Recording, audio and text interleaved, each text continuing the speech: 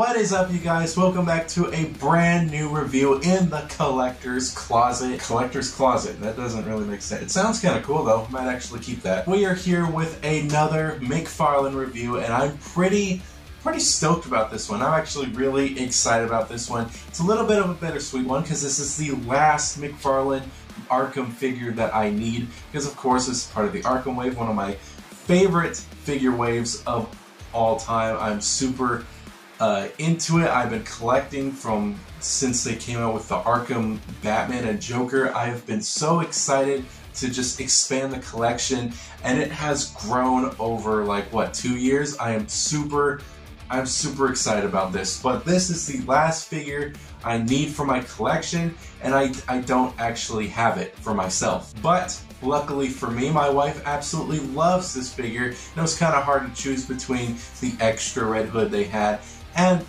to complete the Arkham City series, but I opted to go for the Arkham City. She went for Red Hood, so that's why she has her own version. So I've been kind of putting this guy off of reviewing for a little bit because it is kind of her figure, and I've just been kind of wanting my own so I can custom paint it, because this is not custom painted, this one's just kind of plain. But there's so many things that I would absolutely love to do with this figure, and sadly I cannot do that for a little bit until, you know, actually find him again. But because he's a hard one to find. But we are here reviewing this guy nonetheless. Maybe when I actually get the figure and paint him, I'll definitely review him soon. But without further ado, let's take this guy over to the desk and let's actually review him a little further. This guy has an amazing presence to him. He looks absolutely amazing. In person, he looks so great. One of my favorite aspects about his design in the game is that it just looks so good. I love just the kind of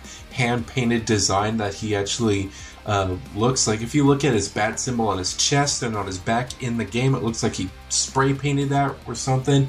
It looks awesome. He plays nice. I love his broad shoulders and the way of how brutal he is. Like, it's pretty brutal. Like, oh my god, if you see some of his kills, they are absolutely amazing.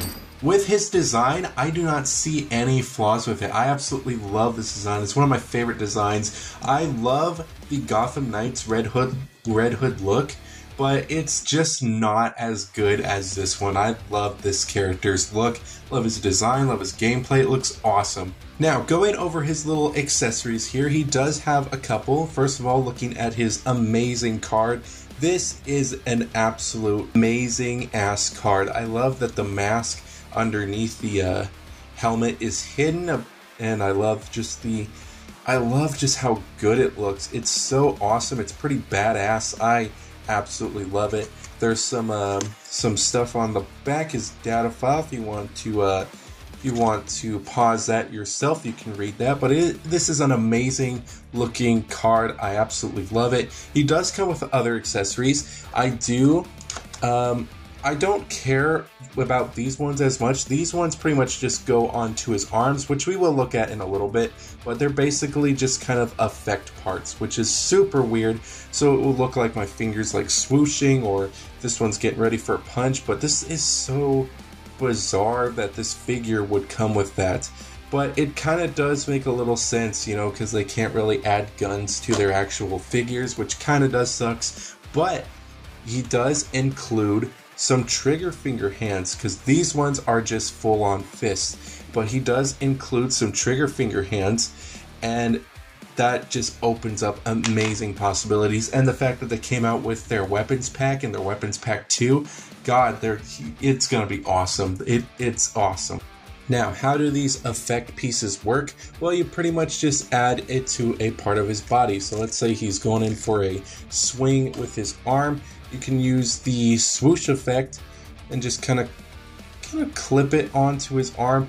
Then it looks like his fist is kind of swinging down at a bad guy. And it's not bad. It's not a bad effect. It's just kind of, you know, man. With this one, you kind of put onto his fist like so. We kind of just get that on there, and it kind of looks like he's either about to shoot a fireball or he's like punching a guy. But it's just kind of up to you, really. But these effect parts are not great. They'll definitely do pretty good with pictures and stuff, but they're just kind of meh. The best part about this figure's accessories is definitely these trigger finger hands. I love that. His main design, it looks absolutely awesome. I love just the amount of detail that's on this guy. The way his hood looks is sick. I absolutely love the way it looks. Getting the figure's face is kind of, you know, challenging just a little bit, just to kind of line it up. But if you get it lined up, it looks awesome, but he can't really turn the actual hood piece itself. He pretty much just has his head movement here, and it doesn't look too bad. It's not great, but head on it does look a little funny, but yeah, it's not bad. It's pretty good. It does what it's supposed to do. The sculpting on the actual head looks so awesome, and there's that beautiful looking symbol in the back. It's definitely not as glossy as the game, but this is pretty good, and you can definitely go in there yourself with some gloss red and just kind of paint that on there, which is definitely what I'm going to do when I get my own. But it looks awesome. I love the way it looks. I love his I love the jacket with the gray and the black. It does look very nice together. These little spots right here are probably the weirdest spots that are painted, but I guess that kind of does make sense. I don't know if that's game accurate or not, but it's not too bad. I actually really like that. There's like little details of like straps and little buckles and stuff that definitely should be painted, and yeah, it's not too bad. He also does have a great looking symbol here. Again, not matte painted, and that's fine, but you know, it's whatever. It does have a beautiful looking torso. I love just the broadness of the actual figure. You can't put his fingers, you can't put his arms down all the way like you can do other Red Hood figures, but I think that's fine. I think that fits the character nicely. He has a lot of ammo packs on his legs, and that looks absolutely sick. Again, no real holsters for his weapons like he does in the game, but that's fine. He doesn't really need them because he doesn't come with any, and you know, I think it's not too bad. Not a lot of these McFarlane figures come with holsters, even if they did have guns. He does have a bunch of straps on his legs that are unpainted, which is not too bad. If I can kind of zoom in here. There we go. It's not too bad, but yeah, it is kind of lacking in the leg department, but I do kind of like the splashes of other colors. You got red, you kind of got this bronze look, you got the gray, you got the black, and you got this brown here. It all blends together nicely, and even though it's not as painted as I would want it to be, the splashes of other colors actually make it look very nice. But it is a beautiful looking figure. Again, this design is awesome. He does have some stability issues because he can't really stand up great, but once you do, he looks awesome. I love the way he looks, and painting, you know, it's McFarlane painting, but it's not bad. I actually really like it. The figure's posability is actually not bad. He can look up about that far, down that far, some side to side, but it is kind of limited because it is kind of tight, but it's also probably because of this rubber part. He does have some outward movement, which goes about that far, and also a full rotation as well. He does have a very nice double bend at the elbow. He has some swivel at the arm, and there is a hinge joint that kind of goes up and down. That's pretty much all the arms. He has some swivel at the chest, swivel at the waist, and a very, very nice crunch. I love the way it looks. It looks a little funny because the actual jacket doesn't fold down like an actual jacket would, but it looks awesome, pretty nice. I actually really like that. He does have some side to side at the waist as well, which is pretty nice. He has a pretty decent leg spreadage. He does have a double bend at the elbow as well, some up and down at the foot, and the feet at the very tips. As you know, McFarlane puts kind of like a toe bend, but these are very tight, so honestly I don't even see a need for them.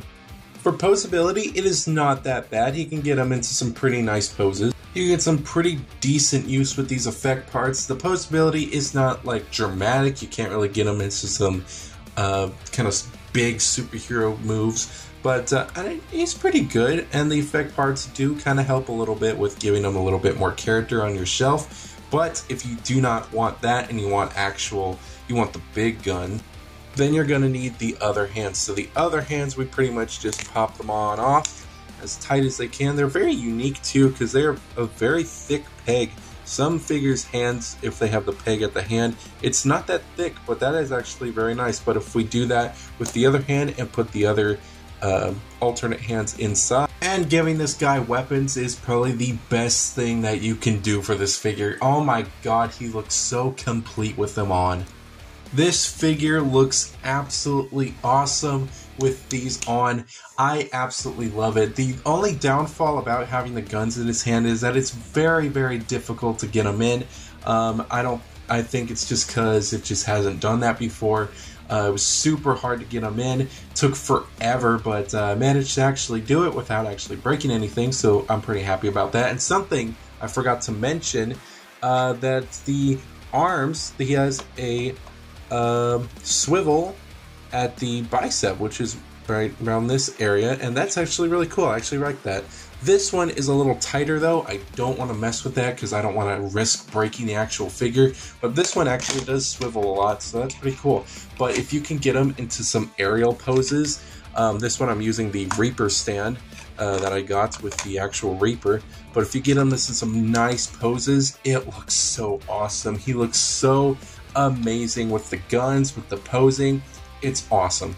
For size comparisons, here he is next to the Arkham Knight Batman, the Arkham Knight Scarecrow, the Arkham Knight, and kind of seeing the way the Arkham Knight looks, I kind of wish his arms were a little bit like his, where it kind of looks like he's still buff and has those broad shoulders, but enough to kind of keep him down like that, because that's honestly a menacing look. 3 Jokers Red Hood, Gotham Knights Red Hood, Figma Reaper, the NECA Frankenstein, and the Doom Eternal Mini Slayer. So, kind of final thoughts on this figure. Absolutely love him. I highly suggest you pick this guy up. Even without a custom paint job, the paint on him is absolutely amazing. It's brought to a minimum. Of course, all the buckles, some of this detailing that should be painted isn't, but it's not bad. I actually really like the way this guy is painted. Posability is great with posability. I love that he includes the trigger finger hand so we can hold his pistols if you got like either just a cheap pack of 6-inch figure guns or the actual accessory pack that McFarlane made. It's awesome. I absolutely love the accessories that came with this figure. The card, absolutely awesome. The effect pieces are not really the greatest, and it's kind of like but you can make them work and make them add them to some figures or some photos that you want to do, and they work pretty well. But I think that's going to be all. This was the last figure that I needed, and technically I don't really have it yet, but this is still awesome to be able to review this guy. I have reviewed almost all of my Arkham series figures. The only ones I really haven't done are the Titan Joker and the Deathstroke figure that I have. But everybody else is covered, I believe, and I definitely might actually do those in probably next month's video, so let me know if you want to see that. But with all that being said, I want to thank you guys so much for watching. If you did, please like and subscribe if you guys haven't already, and please leave a comment on what your favorite McFarlane figure is, or an Arkham series figure that you really want to see happen. Personally, for me, Mr. Freeze all the way. But that's going to be all for this video, and I will see you guys in the next toy review.